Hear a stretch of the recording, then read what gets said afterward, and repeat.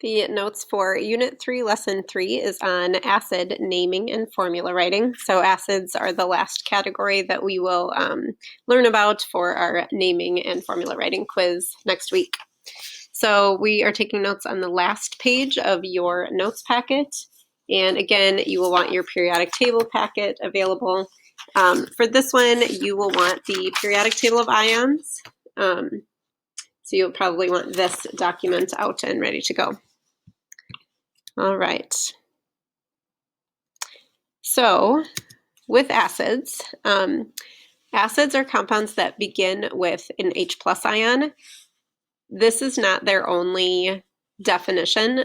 We will learn more about acids and bases in trimester 3, but as of now, when you see a compound or when you see a formula, if that formula starts with a hydrogen, you can assume it's an acid, and you would assume that you would use these rules for naming that acid.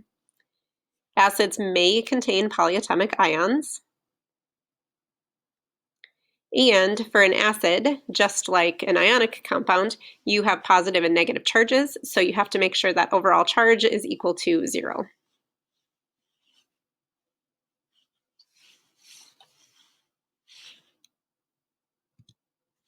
All right, so here are the rules for naming acids. So with acids, the name of the anion is the one that changes. So anions that end in "ide" change to hydro and then "ic." And we'll go through examples of each. So hopefully that'll make sense. So anything that starts or anything that ends in "ide," when it's an acid, you would change it to hydro and "ic." So you put hydro in front and "ic" would be at the end. The second rule is if the anion ends in "ate," so if it ends in 8, you change the ending to "ic." So H changes to "ic." And then the third rule is any anion that ends in "ite" would change to "us" when it's used in an acid. And then for the last rule when you're naming acids is you have to add the word acid at the end.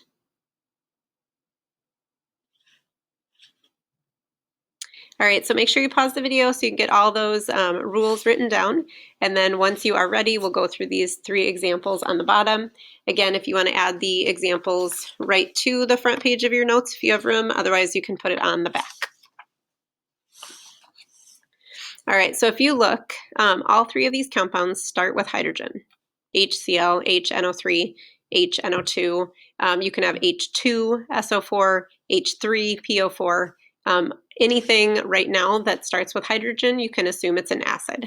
That is not always and forever, but it is for right now. All right, so here is how I name acids. So if I cover up the H, so I'm just going to kind of put an X through this right now, and I look at Cl. Cl from the periodic table, is chloride. So let me write it up here so you can see how the naming rules apply.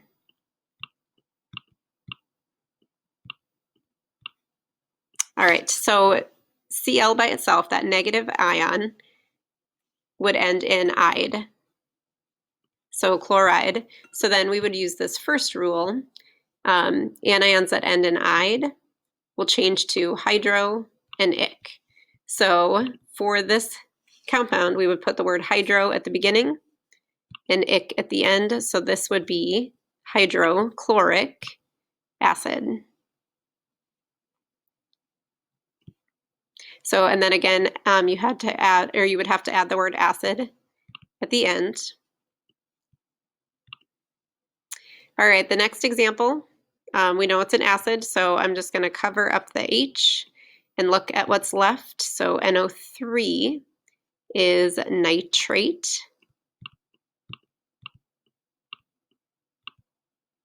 Sorry, this takes a long time to write. All right, so this ending, this anion, would end in ATE. So now we're going to use the second rule. Anything that ends in 8, we would change the ending to "ic." So instead of nitrate, this would become nitric acid. All right, so the last one, again, it starts with H, so we know it's an acid. So I'm going to cover up the H and look to see what's left. So NO2, if you look on your polyatomic ion sheet up here, are going to be your polyatomic ions. NO2 is nitrite. So let me write it out so you can see. So this one ends in ITE. So now we're going to use this third rule. Anything that ends in ite, we are going to change the ending to us. So this would become nitrous acid. So those are the three rules that we use for naming acids. In your yellow packet, if you flip to the common ion sheet, down here at the bottom, it has rules for naming acids. So there it's a little more concise of how to change the ending, but you're always looking at the anion to see what letters the anion ends in, and then adjusting the name of the acid from there. All right, so now moving on to writing formulas for acids. So this is the last piece of information we'll cover before the quiz next week. So first you write your H+ ion first, because we know all acids have to start with a hydrogen. And when you look at your periodic table,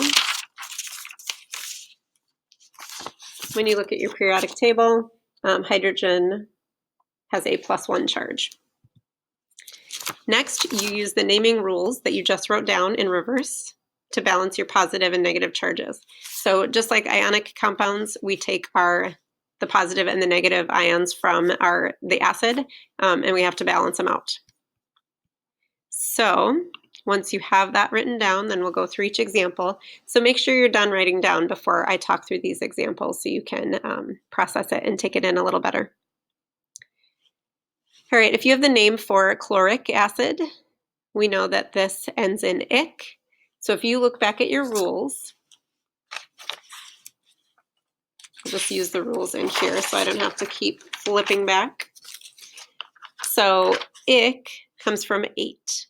So chloric acid comes from the ending 8. So then you look on your polyatomic ion sheet and you find the word for chlorate, because we know chloric came from chlorate. So chlorate is ClO3, and it has a -1 charge. We know it's an acid, so we have to put that hydrogen out front, and hydrogen is +1. So now we can balance out our charges.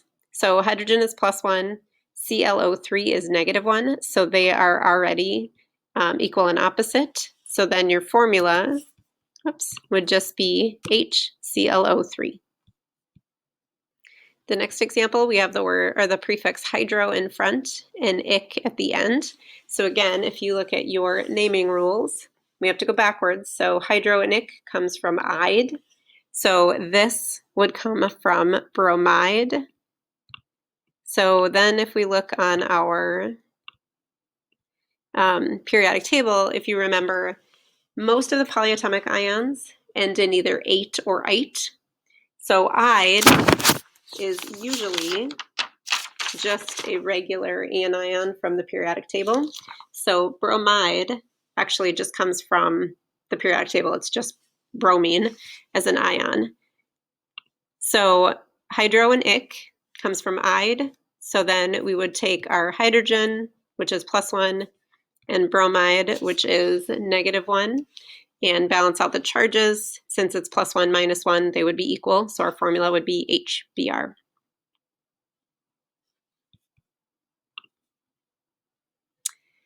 All right, last is sulfurous. So this ends in us. So if we look at our rules for naming acids, us is changed from ite. So this would be from sulfite, ITE. So you have to be careful because you have sulfate, sulfite, and sulfide. So it starts to get really confusing. If you look on here, sulfide sulfite is SO3, and SO3 has a -2 charge. We know because it's an acid, it has to have a hydrogen out front, and we know hydrogen is +1. So if you have +1 and -2, we know that we are going to need 2 hydrogens for every 1 sulfite. So then your formula would be H2SO3. So you have to balance out those charges for ionic compounds and for acids.